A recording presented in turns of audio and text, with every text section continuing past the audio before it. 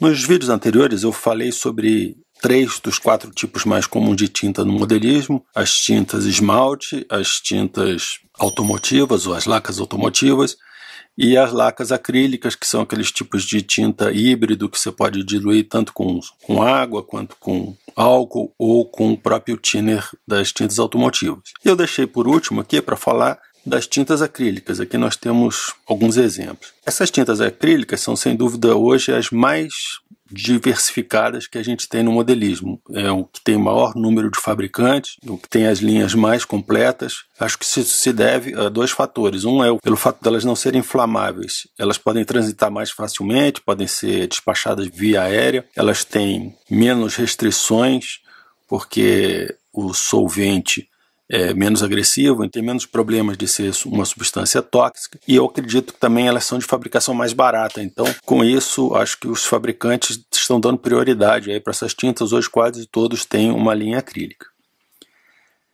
Mas essas tintas são problemáticas. Elas têm um problema de diluição, e eu vou tentar explicar um pouco sobre essas tintas, e eu já vou adiantar que eu tive bastante problema para fazer esse vídeo, por isso que ele demorou tanto, porque eu tive muitas informações conflitantes, muitas coisas ainda não estão claras para mim.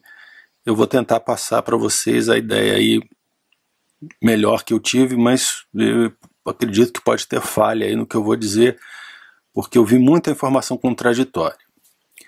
Bom, diferente das outras tintas que nós vimos, essas tintas acrílicas elas têm um processo de cura bastante diferente. A cura dessas tintas se dá por um processo chamado coalescência.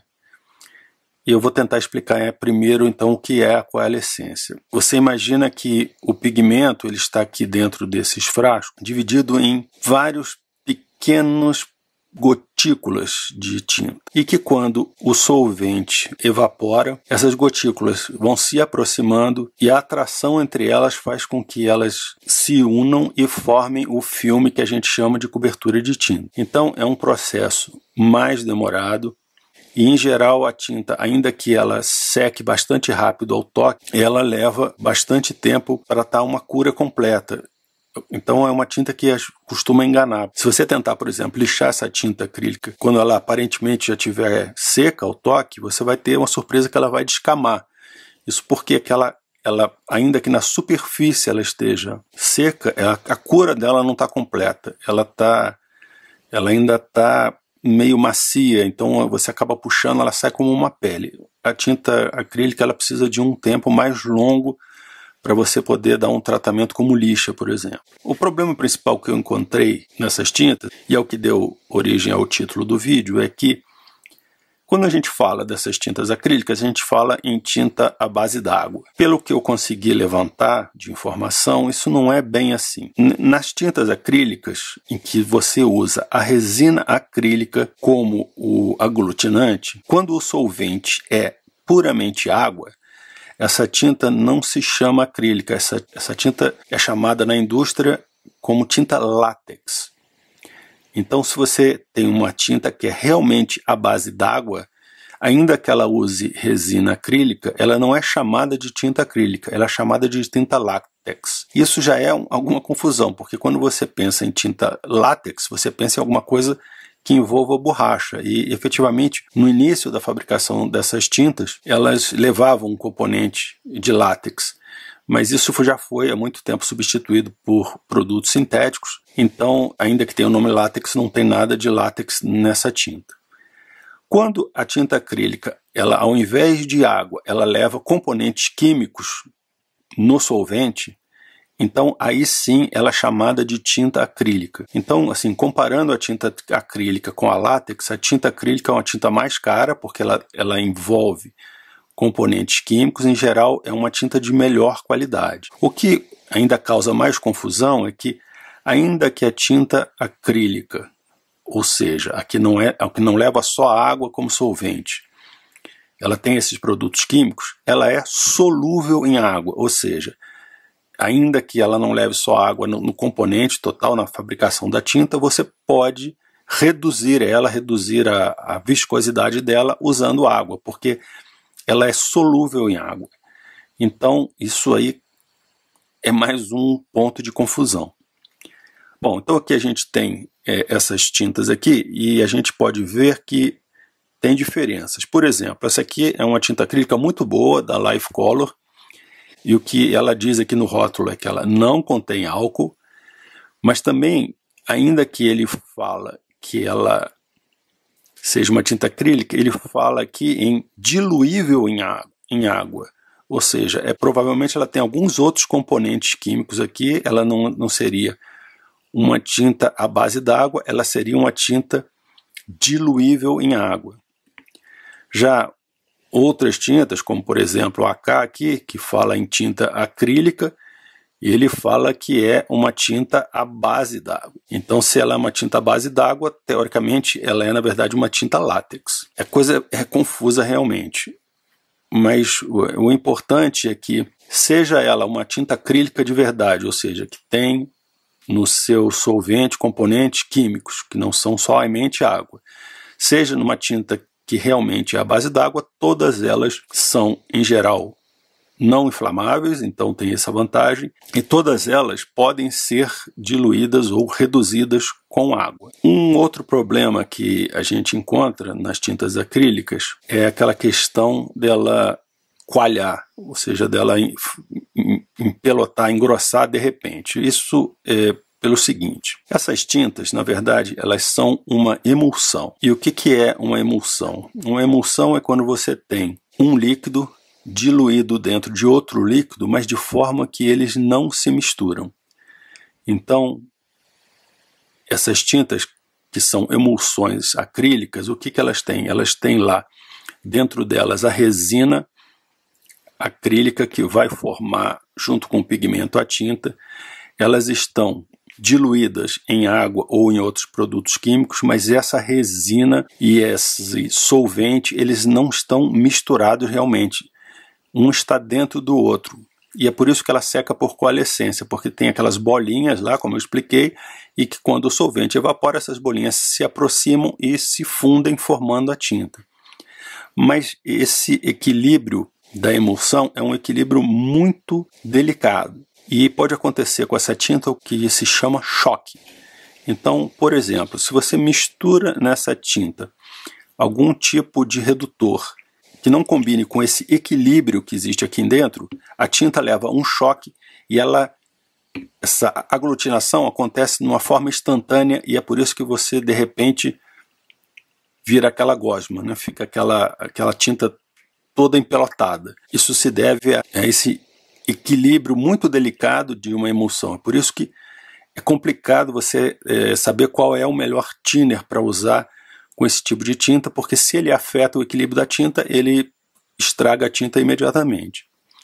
Outro problema é que, ainda que essas tintas aqui teoricamente sejam todas a mesma coisa, elas não são. Como elas não são totalmente à base d'água, aqui você vê, por exemplo, essa aqui, que é uma tinta Aeromaster, que não existe mais, mas é uma tinta muito boa. Ela, apesar de você olhar no rótulo dela aqui e ela dizer que é uma tinta à base d'água, você vai ver aqui que ela contém isobutanol, que é um álcool. Então, ela não é exatamente uma tinta à base d'água.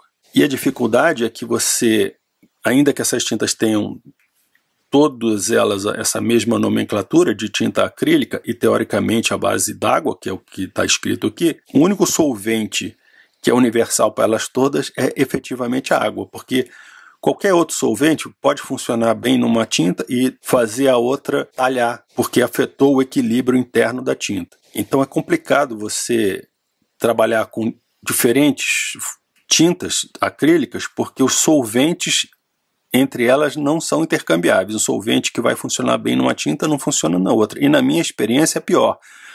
Por exemplo, essa tinta aqui da Life Color, o diluente dela eu nunca consegui usar, ele não funciona bem. Mas achei um outro diluente à base de álcool que funciona bem.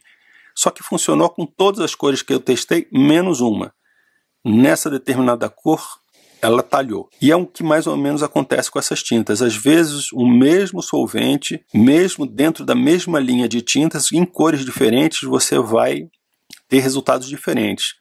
Eu tenho um vídeo aí no canal que eu fiz mostrando a diluição dessa tinta Hataka aqui com álcool isopropílico em que uma cor funcionava perfeitamente com álcool e outra cor, o mesmo verde, talhava na mesma hora, ainda que você consiga reverter esse processo de choque que a tinta leva, acrescentando mais solvente e misturando com bastante cuidado para que essa tinta então ela volte a ficar na forma líquida. Então ela pode ser retrabalhada. Uma outra sugestão é que essa mistura, quando você misturar a tinta com o solvente, que você faça aos poucos para tentar evitar esse choque, mas mesmo isso nem sempre funciona. Então, ainda que sejam as tintas hoje mais comercializadas e que tem diversos fabricantes diferentes, aqui a gente tem Vallejo, Life Color,